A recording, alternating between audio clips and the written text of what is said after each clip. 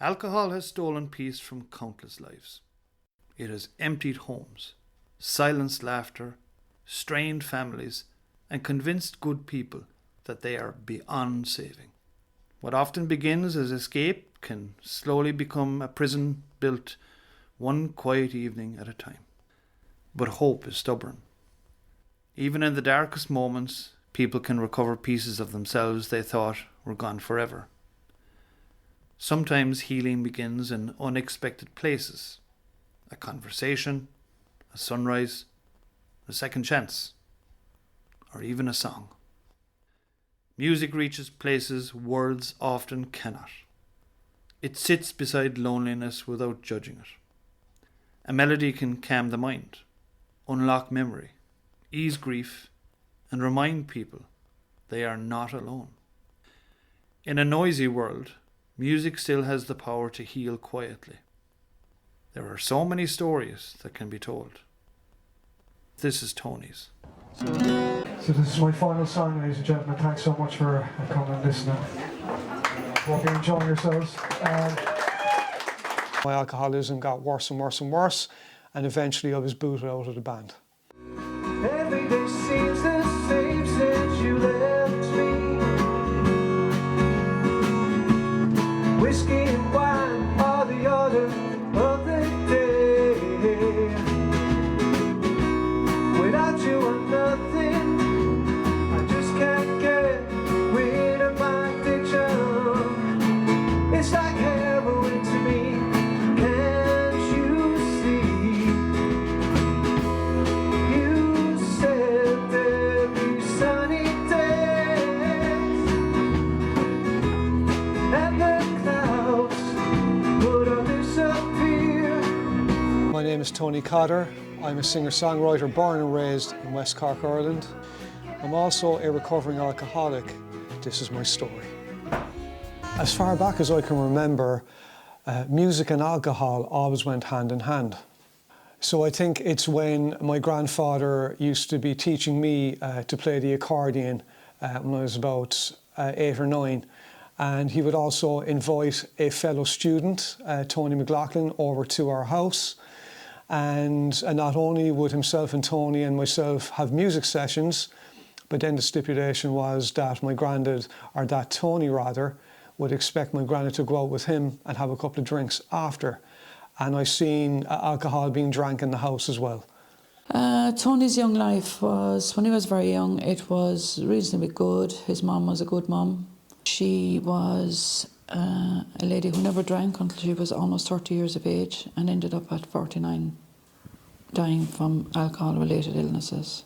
I have fond memories of Tony when we were younger. I remember his love of drawing and music. He used to draw amazing sketches of Spider-Man and sing with Mum in the kitchen. So I joined the Doris choir when I was about 14 or 15, and it was through my love of music and singing. And at this point, I temporarily stopped playing instruments and focused more on singing. So Tony's midlife was very, very tough on him. She manipulated him. He had to go to the shop to buy drink for her. She would not allow him to play his games or anything if she needed him to do anything, so he was never able to go out and play or socialise with any of his friends. I was about 15 and a half, and my mum took me down to a local bar in Doris, and she introduced me to alcohol for the first time. At first it was like tasting diesel out of a car, but as time went on I developed a love for the alcohol.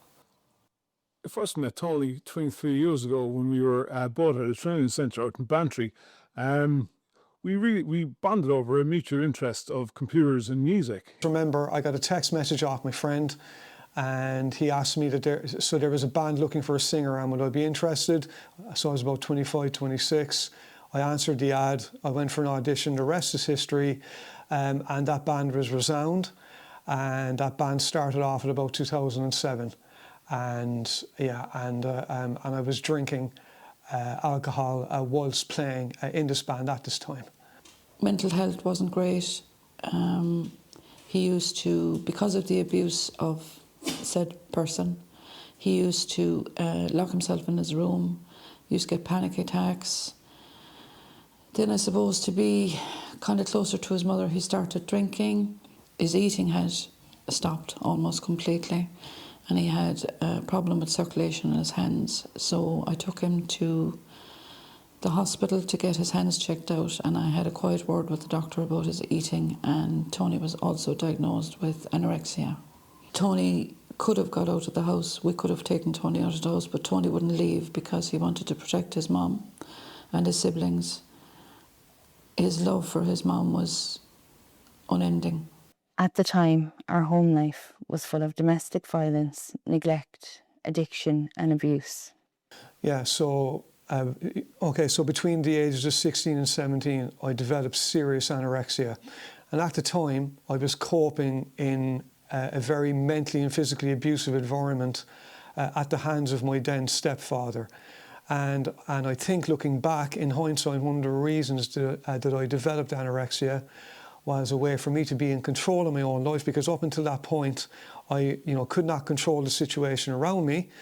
So developing anorexia was for me controlling my body, and it was a way for me taking control of my life in a really, really messed up way.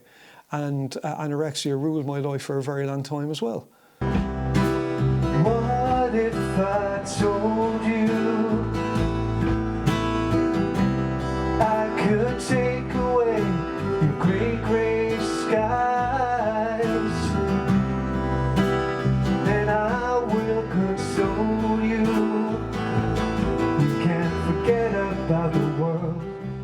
But I think things maybe took a turn in late 2010 when, unfortunately, Tony's mother died very young and very tragically. And I think after that, Tony, life took a bit of a tailspin then, because I think he became far more dependent on drink as a coping mechanism. The alcohol most certainly took over when my mum died back in December 2010. I lost all belief in my faith and everything, and I felt that alcohol was my crutch, and it was my way of dealing with the grief of losing my mother back then. The alcohol, or my alcoholism, got worse and worse and worse, and eventually I was booted out of the band. Watching Tony go through the highs and lows of life, knowing a little slip or disappointment would send him spiralling even further into drink. Waiting for that phone call, or wondering if I'm going to get a phone call that something bad has happened to Tony. Tony kept drinking and eventually had to be admitted to an addiction centre because of his drinking. So I had my first stint in rehab in December 2020, and I went there because I literally just had enough and I needed to sort my life out. I went in the first time. I had 3 months of sobriety. I didn't listen to the counsellors. I jumped straight into a relationship again. It didn't help, and 3 months later, I relapsed because I broke up with my then girlfriend. So I met Tony, it was over 10 years ago. I remember we were part of a music ensemble called the Happiness Ensemble. The first thing I remember of Tony is him picking up that electric guitar and just the soul that came out of his playing. You know, it genuinely brought to mind like Rory Gallagher or someone who lived for music. You know, I remember we were making a film around North Street, and Tony was talking about being out the other side of addiction, and yet I think those of us who were close to Tony were very worried about him and could see Tony was still in addiction, but he just wasn't ready to face that for himself, really, I think, at that stage. When I know you're there, I feel sad and warm, looking out at the evening sky, we let sun go by. So my second time was September of 2022, and literally my life just became unmanageable, and it got to the point where my life was going down the toilet. I needed serious help, and this time I seriously wanted to make a concerted effort or consecutive effort to get clean, to get sober, and I was determined so this time round, and I did it. I did hope that through meeting James O'Flynn, a very inspiring person who's come through his own journey around addiction, I think James, well, we hoped James would be a positive influence around Tony because James had come through his addiction. Being a part of watching Tony grow and seeing his progress, maybe I don't speak to him enough, but I have seen his progress on Facebook, and he's just brilliant. He's doing himself so proud.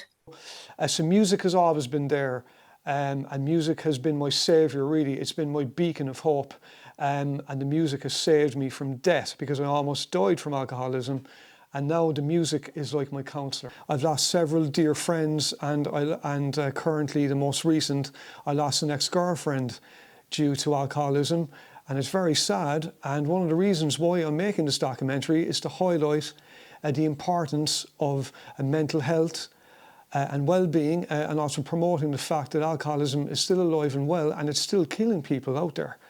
Yeah. You set my destination. I'm falling on the floor. You try to doubt my vision. I know what's in store. You try to take a reputation.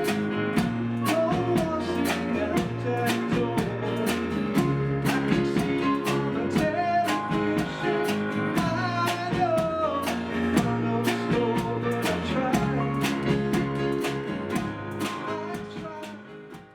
Tony is a different human being now. He has his music, he has his job, he has his friends, he loves his music. He has come on so much. We're very proud of him. He has overcome so much abuse in his life and addiction in his life, and it can be done. Tony is a walking example of that you can turn your life around. I couldn't be any prouder watching Tony through his sobriety journey and to see everything he has accomplished. And I'm also very grateful to have my big brother back. He's a great success, and it shows to anybody that you can turn it around. I will always, for myself, try and find the niche of what the person loves. And if you can ignite that within anybody who is in early recovery, like Tony and his music, to give them a sense of purpose. Because once somebody has a sense of purpose, the rest will follow. I could say to Tony is fair play, and thank you too. You've brought so much to us here.